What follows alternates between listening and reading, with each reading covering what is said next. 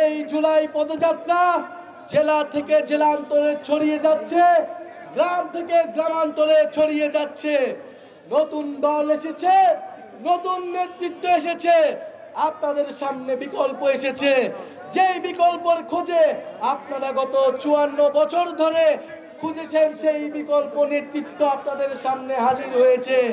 সবাইকে জানিয়ে দিন, এই বগুড়াতে এই বাংলাদেশের দল কেবল একটি নয়, দুটি নয়, নতুন দল এসেছে। জাতীয় নাগরিক পার্টি এসেছে।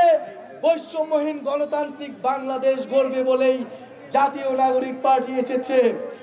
প্রিয় বগুড়াবাসী, জুলাই ঘোষণাপত্র, জুলাই সনদ নিয়ে টালবাহানা হচ্ছে।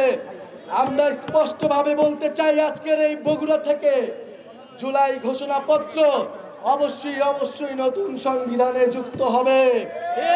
জুলাই কেবল কোনো আবেগের বিষয় নয়, জুলাই আমাদের রাজনৈতিক ইশতেহার, আমাদের রাজনৈতিক গন্তব্য।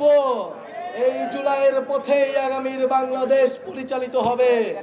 যারা জুলাইয়ের কথা, এই শহীদদের কথা, এই আহতদের কথা সংবিধানে রাখতে চায় না, তারা মুজিববাদের নতুন পাহারাদার। মুজিববাদের নতুন পাহারাদারকেও আমরা কিন্তু স্থান দেব না।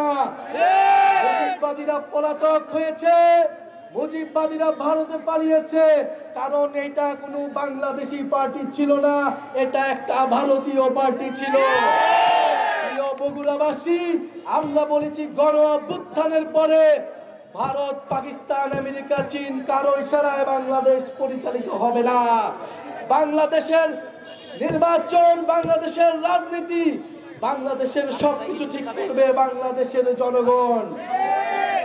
আগামী ৩রা আগস্ট শহীদ মিনারে আমরা জড়ো হচ্ছি। জুলাইয়ের ইস্তিহার, বাংলার মানুষ, বাংলার মানুষ, বাংলার মাটি, মানুষ মানচিত্রের নতুন ঘোষণাপত্র নিয়ে ৩রা আগস্ট আপনাদের সাথে শহীদ মিনারে দেখা হবে। বিগত বছর যেরকম এক দফার আমরা ঘোষণা দিয়ে ফ্যাসিবাদী ব্যবস্থার পতন ঘোষণা করেছি, এবার আমরা নতুন বাংলাদেশের সূচনা ঘোষণা করব। আপনারা আসবেন ৩রা আগস্ট, শহীদ মিনারে দেখা হবে, নতুন বাংলাদেশের শপথ হবে। জাতীয় নাগরিক পার্টি বাংলাদেশের নতুন রাজনীতির সূচনা ঘটাবে। যেই গণ অভ্যুত্থানে আমরা মানুষ আমাদের পাশে এসে দাঁড়িয়েছিল, আমাদেরকেও মানুষের পাশে সবসময় থাকতে হবে।